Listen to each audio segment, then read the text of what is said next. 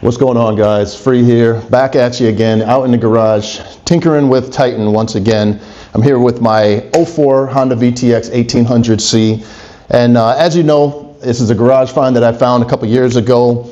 Really low mileage, and I've been doing a bunch of things to it as far as upgrading it. Changed the color, did some maintenance items, and you can check out all those videos of all the things that I did, the desmog, the ground fix, all of that stuff that you'll need to know. And another aspect of things that this bike needs, because you know, every bike that you get, it calls for something. There's always a shortcoming. There's always something that you have to do to make it its best. You know, for Blue, for instance, you know, sending it off to Ivan to get Ivanized, the ECU flash, is so critical. And it's like something that you just got to do when you have that bike. And one thing with Titan is it's a very rough ride. It feels like a hardtail sometimes. And you know, when I first got it, I noticed that the bushings on the OEM shocks, you know, the rubber bushings in there were gone, you know, so it was just metal on metal, and it really hurt when I hit a bump. Oh my nuts. I replaced those bushings and it got a little softer. It got a little bit. It wasn't metal on metal clanking together, but the suspension is still very stiff. So the true solution is to upgrade the suspension altogether, and that's what we're going to be doing today. So I'm going to be putting on this progressive suspension. It is a performance suspension kit that goes on the pretty much any bike. They sell these for almost all cruisers, and they come with spacers and stuff like that. So if you do have, you know, different applications, you can use these to kind of, you know, fiddle this in.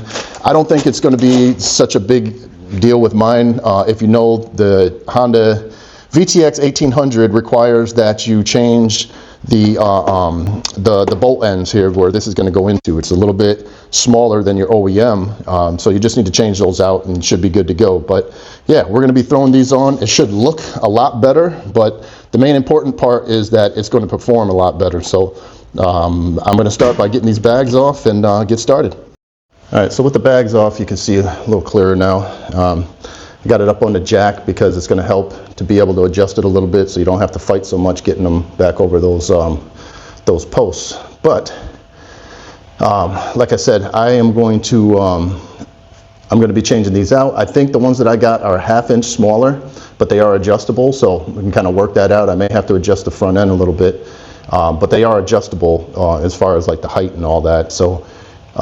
And also, if you're doing this, if you've never put these on, if you have these OEMs on here still and you've never done progressive suspensions on your bike, or never had one previously, you're going to have to get the little carriage bolts that are up here. They replace these. You'll have to take this OEM one out because this is the diameter I was telling you about. That's too small. The other ones are a little bit larger, so or maybe that's vice versa. Either way, they don't match up. You have to use that extra bolt.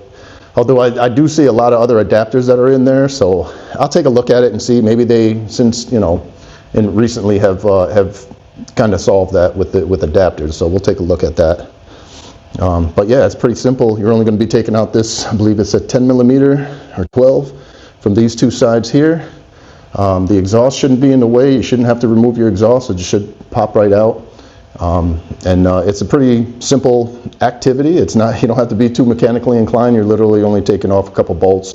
And then this one up here is kind of a beast. You're going to have to get a breaker bar because, you know, it needs to come out and be replaced. But other than that, it should be pretty straightforward. They are 20 foot-pounds for each of these bolts here when you get the other ones on. Just FYI. Pretty simple. You just break these bolts free and take them out. And this should just pop right out of here. So once you got your bolts off, this simply just pops on off of here. Okay, simply, right? Yeah, I think I'm too high on my jack.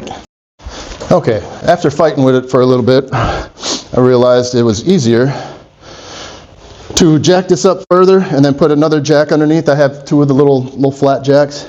That way I can adjust this to take tension off of here. There was too much tension on it. I didn't feel like fighting, but as I'm doing this, now I can slowly nudge it.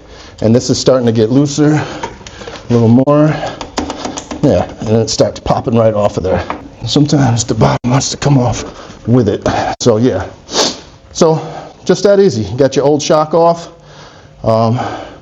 Didn't quite go all the way through, but it was starting. It was starting to split here, and eventually this bottom would be gone and it would just be metal on metal with this thing here. So now that the OEMs are off of here, this is the issue here, that we need to switch this one out if the new one doesn't have a bracket for it. So let's check that out. After further inspection, I realized and seen that this thing just fits. No need to switch that out now. So I have some more useless parts that I ordered that I don't need. It looks like I got lucky and I didn't need those carriage bolts.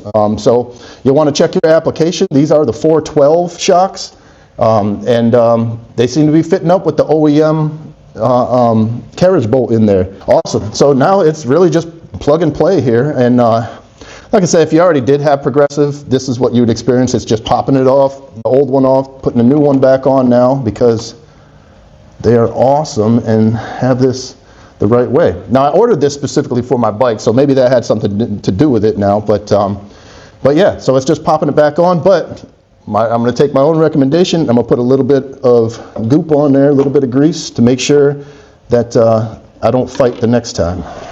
So I also wanted to show you why I went with the 2-jack system, is because now you see how this is off-centered? In this situation, when you got your jack underneath here, you can adjust that. So you do the top first, after you put a little grease in there, and you see it's not lining up. But all I have to do now is adjust my jack and bring that up right in the slot. Look, it just fell in there. So now it just pops right in. Put these back on, nice and simple. Like I said, it's not a tough job at all, but it gives you such a difference in your ride. I am just going to get them snug right now,